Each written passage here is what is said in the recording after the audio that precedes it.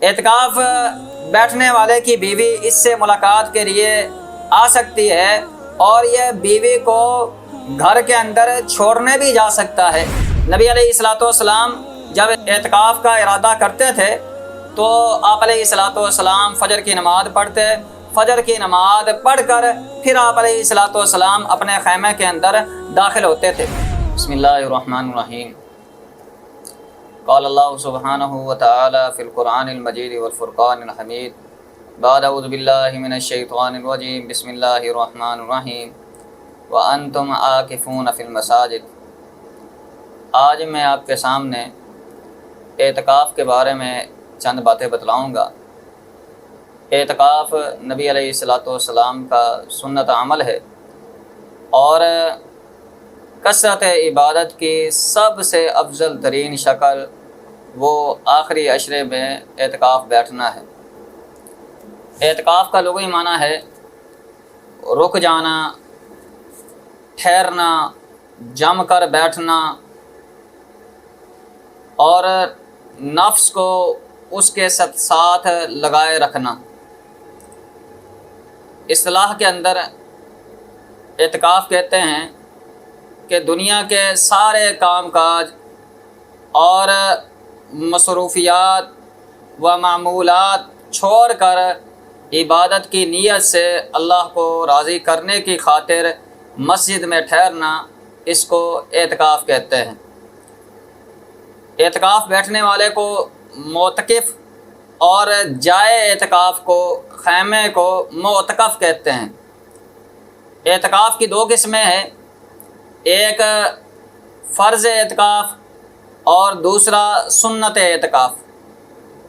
فرض اعتکاف سے مراد یہ ہے کہ آدمی نظر مانے کہ میرا یہ کام ہو گیا تو میں انشاءاللہ العظیم رمضان کے اندر اعتکاف بیٹھوں گا۔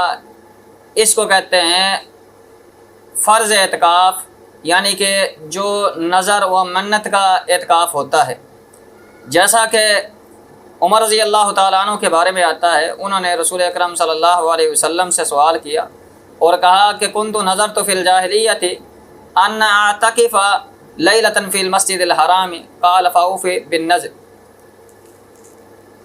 انہوں نے رسول اکرم صلی اللہ علیہ وسلم سے سوال کیا اور کہا کہ اللہ کے رسول صلی اللہ علیہ وسلم، میں نے دور جہالت کے اندر نظر مانی تھی کہ میں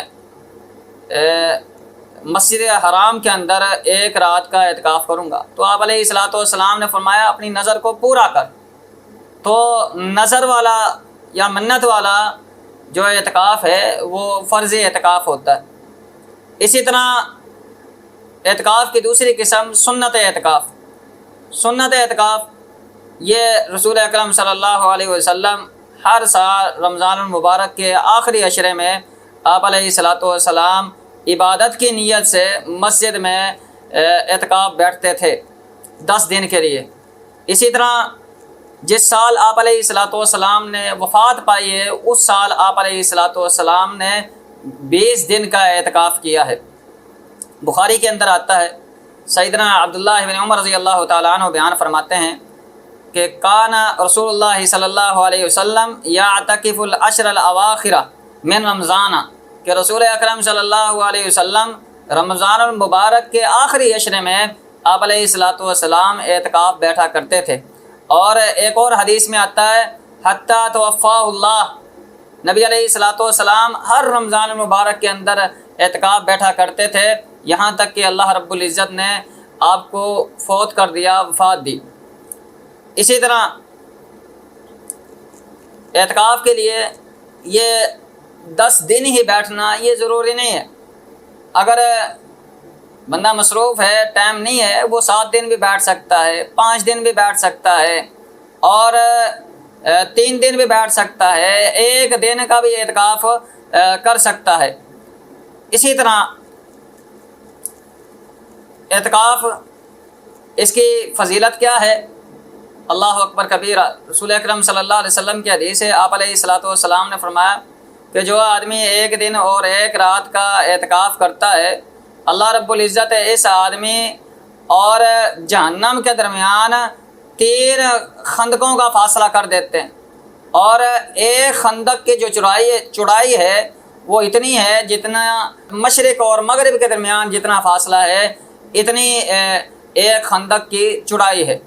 تو 3 خندقوں کا فاصلہ اللہ رب العزت بندے اور جہنم اور بندے کے درمیان کر دیتے ہیں جو اللہ کی رضا کے لیے اعتکاف بیٹھتا ہے۔ اسی طرح اعتکاف، اس کے لیے نیت کرنا یہ کیسا ہے؟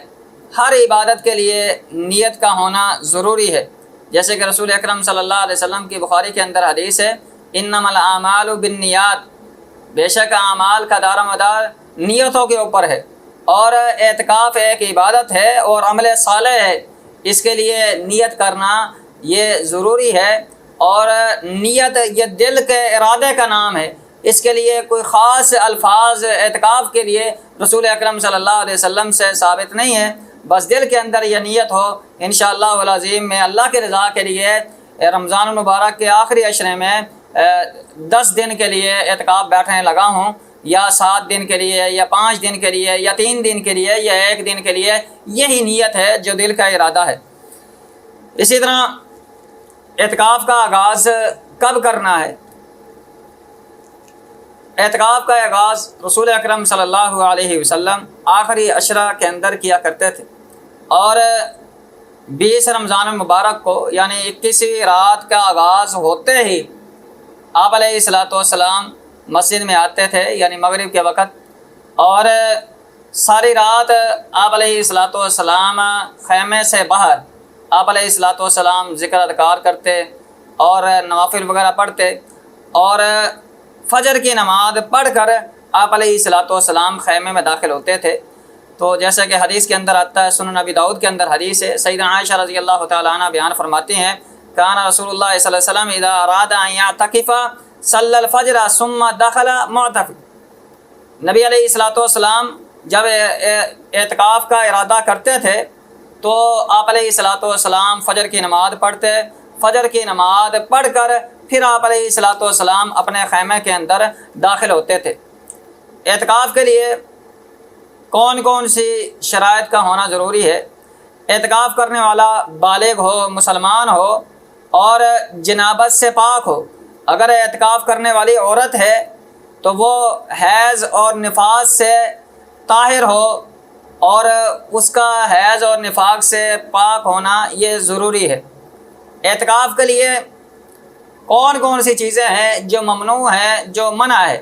نمبر 1، بیمار پرستی کے لیے جانا یہ منع ہے، اور اسی طرح جنازے میں شریک ہونا یہ بھی ممنوع ہے۔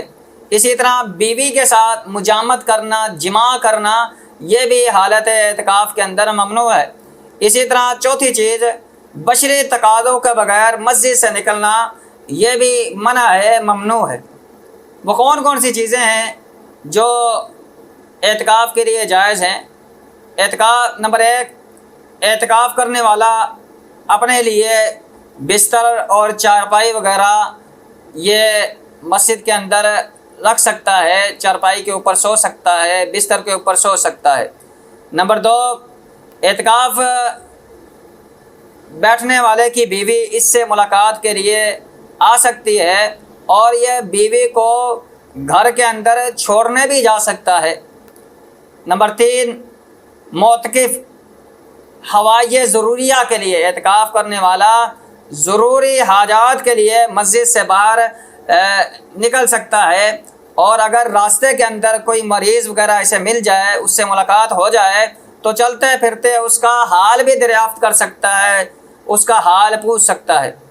اسی طرح نمبر 4، حالت اعتکاف کے لیے جو حالت اعتکاف میں معتکف وہ کنگھا کر سکتا ہے، سر میں تیل لگا سکتا ہے، نہا سکتا ہے، یہ ساری چیزیں اعتکاف کرنے والے کے لیے جائز ہیں۔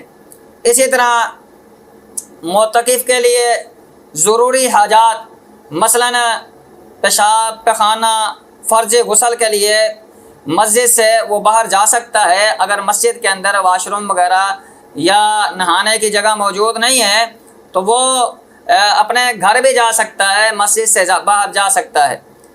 اسی طرح معتکف مسجد میں اپنے لیے خیمہ بھی لگا سکتا ہے، جیسے کہ ازواج مطہرات اور صحابہ رضوان اللہ علیہم اجمعین مسجد کے اندر خیمہ لگاتے تھے۔ اسی طرح کیا خواتین وہ مسجد کے اندر اعتکاف بیٹھیں یا گھر کے اندر اعتکاف بیٹھیں؟ پہلی بات تو یہ ہے، خواتین کے لیے یہ ضروری ہے کہ وہ اپنے خامند یا سرپرست کی اجازت لیں اعتکاف بیٹھنے کے لیے،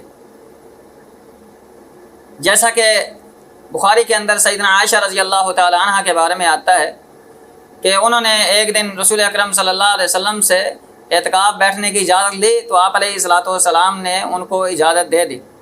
اور لا اعتکاف الا فی مسجد جامع، اعتکاف مسجد جامع میں ہی ہوتا ہے جہاں جمعہ وغیرہ پڑھا جائے اور جہاں مسجد ہو، وسیع مسجد ہو، وہیں اعتکاف ہوتا ہے۔ اسی طرح عورتوں کے لیے بھی یہ ضروری ہے کہ وہ مسجد کے اندر ہی اعتکاف بیٹھیں، وَأَنْتُمْ عَاكِفُونَ فِي الْمَسَاجِدِ، جیسا کہ احادیث کے اندر آتا ہے کہ ازواج مطہرات بھی مسجد کے اندر اعتکاف بیٹھتی تھی۔ اگر مسجد کے اندر جگہ نہیں ہے اعتکاف بیٹھنے کی تو پھر وہ اعتکاف نہ بیٹھے، وہ گھر کے اندر اعتکاف نہ بیٹھے۔ اسی طرح رسول اللہ صلی اللہ علیہ وسلم نے عورتوں کے لیے گھر میں یا مسجد کے علاوہ کسی اور جگہ اعتکاف بیٹھنے کا جو مسئلہ ہے آپ علیہ الصلوۃ والسلام نے بیان نہیں کیا۔ تو ازواج مطہرات اور صحابیات، صحابہ رضوان اللہ علیہم اجمعین، ان کا مسجد کے اندر ہی اعتکاف بیٹھنے کا ذکر آتا ہے، گھر کے اندر عورتوں کا اعتکاف بیٹھنا یہ رسول اکرم صلی اللہ علیہ وسلم سے ثابت نہیں ہے۔